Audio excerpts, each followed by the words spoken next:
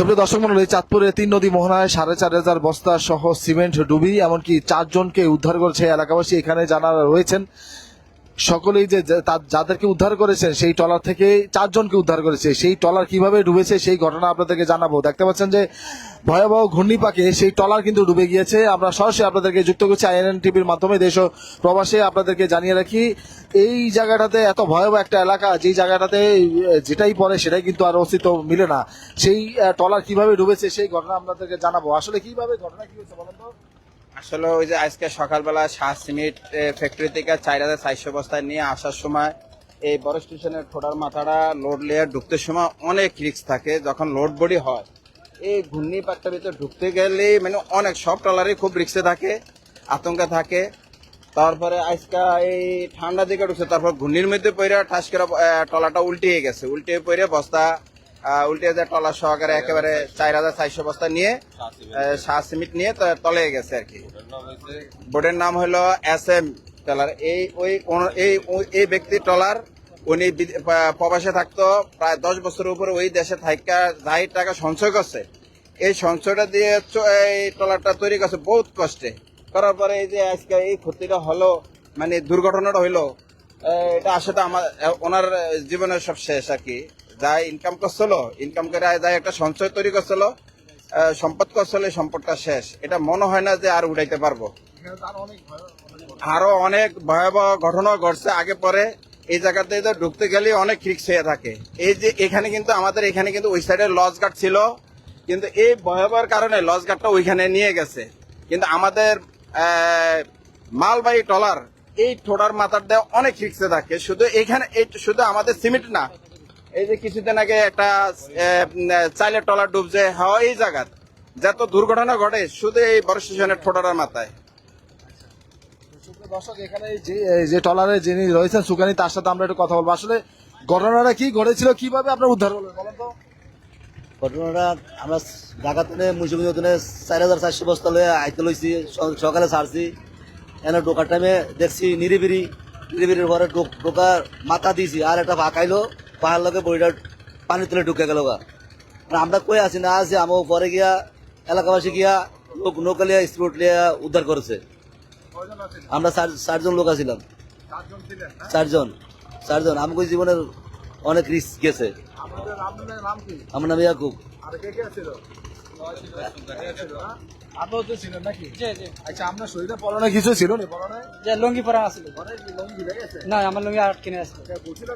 আমার আরটা ভাই আছিল, লুঙ্গি খুলে গেছে, শরীরে কিছু ছিল না? না, হের লুঙ্গি কি আর কাজ কিছু এই আমাদের টলারে যে উদ্ধার করছে, টলারে স্কিমটা দিয়ে এই জীবনটা হাতে নিয়ে পরে জি জি। সুপ্রিয় দর্শক, দেখতে পাচ্ছেন যে সে ভয়াবহ দুর্ঘটনা ঘটেছে চাঁদপুরে।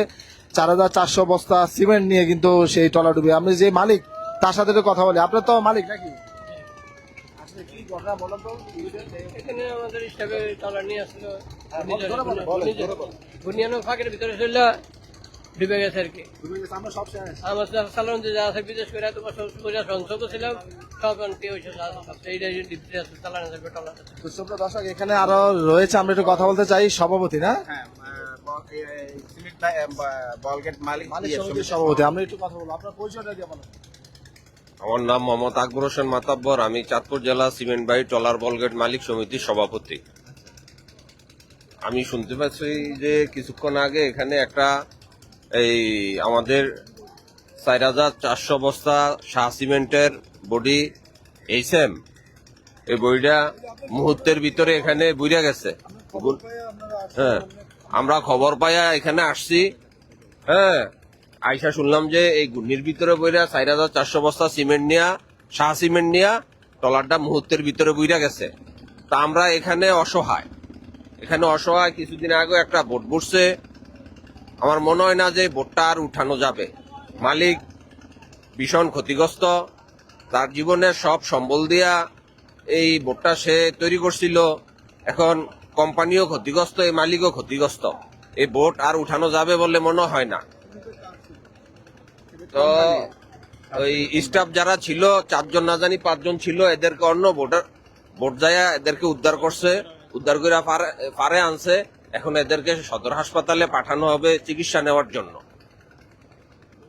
সুপ্রিয় দর্শক দেখতে পাচ্ছেন সেই ভয়াবহ ঘূর্ণিপাক যেই জায়গাটাতে তিন নদী মোহনা পদ্মা মেঘনা ডাকাতিয়া, সেই পদ্মা মেঘনা ডাকাতিয়ার এই ভয়াবহ যে জায়গাটা, এখানে এর আগেও অনেক ট্রলার ডুবেছে, লঞ্চ যাত্রীবাহী লঞ্চ ডুবেছে, সেই লঞ্চের কিন্তু অস্তিত্ব নেই।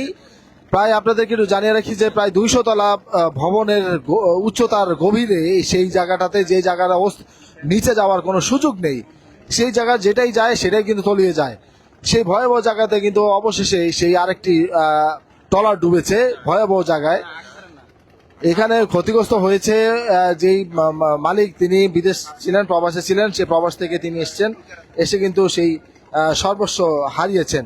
তো সুপ্রিয় দর্শক, আইএনএন টিভির মাধ্যমে এরকম সংবাদ আমরা প্রচার করে থাকি, তারই ধারাবাহিকতায় কিন্তু আজকে তার ব্যতিক্রম নয়। সুপ্রিয় দর্শক, আসলে এই জায়গাটাতে আসলে কি যে ভয়াবহ, এই বর্ষার মৌসুমে এই ট্রলার ডুবির ঘটনা কিন্তু ঘটছে। তো অবশ্যই যারা এই ট্রলার নিয়ে এই চাঁদপুর ডাকাতিয়া নদীতে প্রবেশ করবেন, তারা একটু সতর্কতা নিয়ে প্রবেশ করার অনুরোধ করছি। কারণ হচ্ছে যে আপনার জীবনের ঝুঁকি নিয়ে যারা ঢুকছেন, তারা কিন্তু সতর্কতা নিয়ে না ঢুকলে পরে এইরকম পরিস্থিতিতে আপনারও কিন্তু পড়তে হবে। তো আমার কাছে এই ছিল চাঁদপুর পদ্মা মেঘনা ডাকাতিয়াতে ট্রলার ডুবির, এই ছিল আমার কাছে সর্বশেষ তথ্য। আল্লাহ হাফেজ।